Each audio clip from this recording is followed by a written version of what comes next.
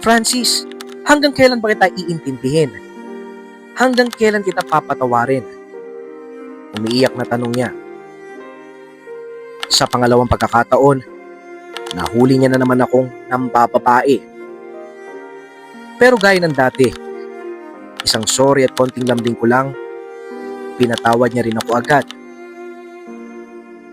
Dahil doon, naging kampante ako na hindi niya ako iiwan kahit pa ilang beses ako magkamali. Love Me Unfiltered presents No More Games. Tayo na ba ang endgame?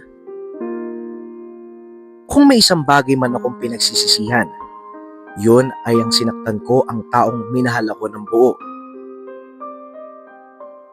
Ako si Francis, 24 years old, may bisyo, babaero, at aminadong walang direksyon ng buhay. Parehong OFW ang parents ko at tiyahin ko na ang nagpalaki sa akin. Kaya para makabawi, lahat ng luho ko ibinibigay nila. Lahat ng gusto ko, nakukuha ko ng walang kahirap-hirap. Pero nagbagong lahat ng maging kami ni Elaine. Kabaliktaran ko siya, mabait, responsable, at higit sa lahat, mapagmahal. Noong una, laro lang para sa akin ang lahat. Isa lang siya sa maraming babaeng daraan sa buhay ko, kaya hindi ako nagseryoso sa relasyon namin. Pero kahit ilang beses ko siyang niloko at sinaktan, hindi pa rin niya ako tinalikuran. Francis, hanggang kailan ba kita iintindihin? Hanggang kailan ba kita papatawarin? Umiiyak na tanong niya. Sa pangalawang pagkakataon, nahuli niya na naman akong nambababae. Pero gaya ng dati, isang sorry at konting lambing ko lang, pinatawad niya rin ako agad. Dahil doon naging kampante ako na hindi niya ako iiwan kahit pa ilang beses ako nagkamali. Pero isang araw, napagod na siya. Magkatabi kami sa kotse noon, pero pakiramdam ko ang layo-layo niya.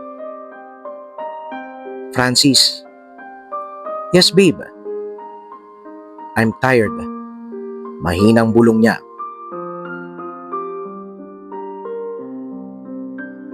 Sige, ihahatid na kita para makapagpahinga ka. Umiling siya saka bumuntong hininga. I'm tired of this relationship. Pagod na ako maghintay na magbago ka. Ha? Seryoso ka ba? Tanong ko na medyo may halong inis. Anong gusto mong gawin ko? Tinignan niya ako ng diretso at nakita ko sa mga mata niya yung lungkot at sakit. Mag-break na tayo. Ayoko na. Lumabas siya ng kotse at sa unang pagkakataon, ako naman ang iniwan niya. Doon ko biglang na-realize na hindi ko pala kayang mawala siya. Kaya noong mga sumunod na araw, sinubukan kong suyuin siya. Halos araw-araw akong nagmamakaawa na balikan niya ako. Pero talagang ayaw na niya. Makalipas sa ilang buwan, umuwi ang parents ko galing Amerika at sinama nila ako magbakasyon sa bahay ng Lola Ising ko sa Cebu. At dahil tradisyon doon na tuwing araw na linggo, sama-sama nagsisimba ang mga magkakaanak. Wala na ako nagawa nang yayain ako ng lola ko na magsimba.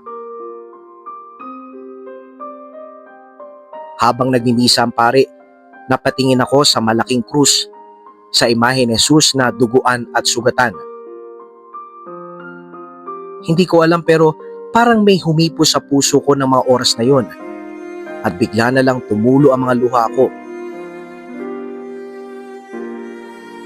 Lord, sorry po. Ang dami kong sinayang. Ang dami ko nasaktan. Pabulong na dasal ko. Bigla na lang naramdaman ko may humawak sa balikat ko. Apo, Okay ka lang? Nag-aalalang tanong sa akin ni Lola Ising. Hindi ko na napigilan mapaluha. Nagkamali po ako, Lola. Napakasama akong tao. Hindi pa huli ang lahat, Apo. Kung ang Diyos nga nagagawang patawad, ikaw rin, pwede ka pang magbago. Lalo ko naiyak sa sinabi ni Lola Ising. At sa unang pagkakataon sa buhay ko, gusto ko magbago at maging mabuting tao. Mula nung araw na yon, unti-unti ko nang binago ang sarili ko. Tinalikuran ko na ang mga bisyo at babae. Naghanap din ako ng trabaho at linggo-linggo na ako nagsisimba, kaya mas napalapit pa ako sa Panginoon. At makalipas ang 2 taon, unti-unti rin akong nakabangon. Francis? Elaine? Gulat na tanong ko. Katatapos ko lang magsimba noon at naisipan kong magkape muna sa kalapit na coffee shop. Hi, kamusta? I'm doing okay. How have you been? Muntik na kitang hindi makilala. Nakangiting sabi ni Elaine. Eto, finally may direksyon na ang buhay. Hindi na bad boy. Natatawang biro ko. Mabuti naman. Mas bagay kasi talaga sa iyo pagiging good boy. Talaga? Oo kaya. Pero parang may iba pang mas bagay sa akin. Ha? Ano? Ikaw? Nakangiting sagot ko. Saglit siyang tumahimik pero kalaunan ngumiti rin. Yung ngiti na matagal ko ring ipinagdasal na muling makita. Dahil sa ngiting yun, alam kong kahit paano may pag-asa pang magsimulang muli. At sa pagkakataong ito, hindi ko na yun sasayangin.